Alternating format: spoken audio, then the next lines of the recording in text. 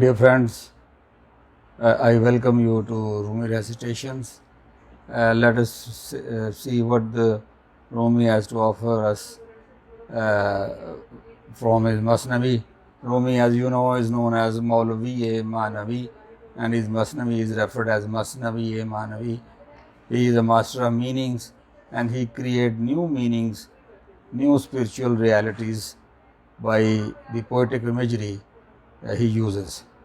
Now from the Daftar Awal I am reading Zetan Tanzijon Vajon Zetan Mastur Nist Tanzijon Vajon Zetan Mastur Nist Lik Kasro Didejon Nastur Nist Lik Kasro Didejon Nastur Nist Atashasti Bonge Noe Nist Bod Harke in Atashna Darat Nist Bod.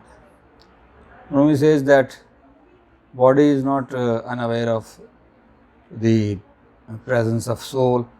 Similarly, soul is not hidden from the body. They are interlinked and interdependent, but you don't have that soul, you don't have those eyes to see this hidden link. Atashasti bonge noe Neastbod. This fire of flute is not just a simple, air. It's not just simple air. This fire of flute, it's more than that. And the one who does not have this fire, this passion, this burning zeal, is finished. He is nothing. He is nobody. He has no existence. So, in these 4 verses, Rumi is pointing to us a very crucial, again, aspect of the nature of reality. He says that body and soul are interdependent. Soul is aware of the outer form of the body. Similarly, the outer form, which is the body, is aware of its inner reality, which is the soul. But due to our illusions, due to our preconceptions, due to our particular biases and prejudices, we are unable to see this hidden link of body and the soul. Then he goes on to say that this flute is not just a flute, but there is a fire, fire of love is coming out of it. And it is not just an air, which is blowing out of the flute, but it is the fire of love which is coming out of it. And the one who doesn't have this fire, is actually,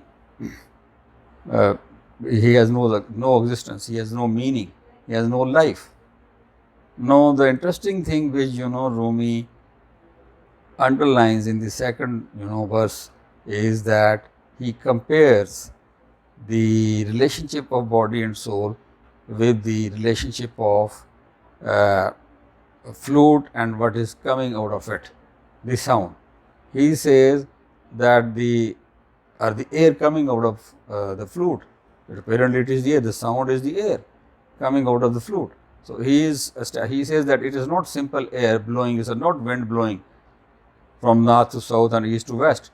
This wind is a wind, this fire, air is a air of fire, it's fiery, it's a fiery thing. It can burn all the dualities, it can burn all the illusions, it can burn all the confusions and biases and prejudices of a person. And he can attain a true harmony between the body and the soul. So the fire, the air blowing out of flute and the flute, they are just like body and the soul, just like the relationship of body and the soul and their awareness of that relationship. And the relationship of flute and the air coming out of it, they have an interrelationship, So soul is like fire, inside the body. It is the burning of the soul which, gives the strength and the power to the body to achieve to new higher heights, to achieve new goals, to set new levels of excellence, and to attain to new levels of consciousness, and to reach to immortality. So this is interesting, that he is continuously using the metaphor of flute, shifting it from one level to another level of consciousness, and telling us that human consciousness, human reality, human existence can also learn and seek inspiration and insight from the flute and its functionality, its performance, what comes out of it. I mean, what comes out of the body of the flute. He metaphorizes it. He gives it an entirely new meaning in these verses, and says that it is the fire, and then it is the fire just like the fire inside the human body, which is the soul.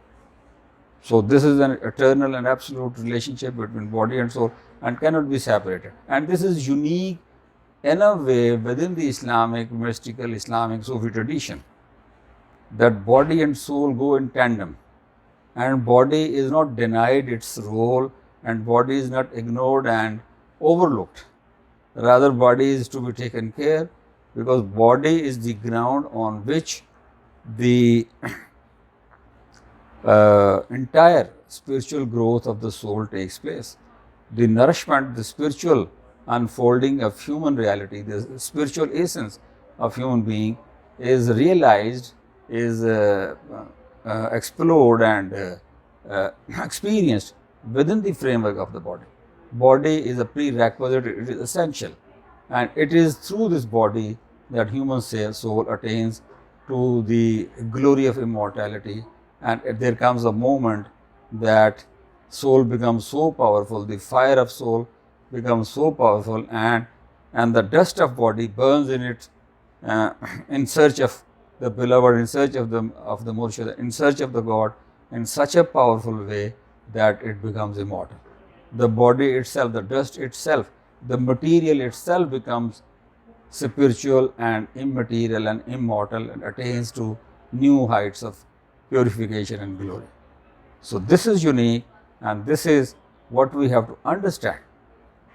Even in contemporary research, now this has been coming to fore, this point in the medical research, in the microbiological research, and other biological domains. It has been coming, this concept of that there is life in every cell of human body. There is life, and what is that life? That is the soul.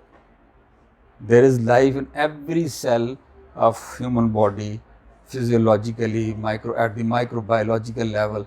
When you go at the cellular level, you find life in it. And it is not just the combination of elements are present of DNA and RNA. It is actually the presence of very soul. It is the presence of fire.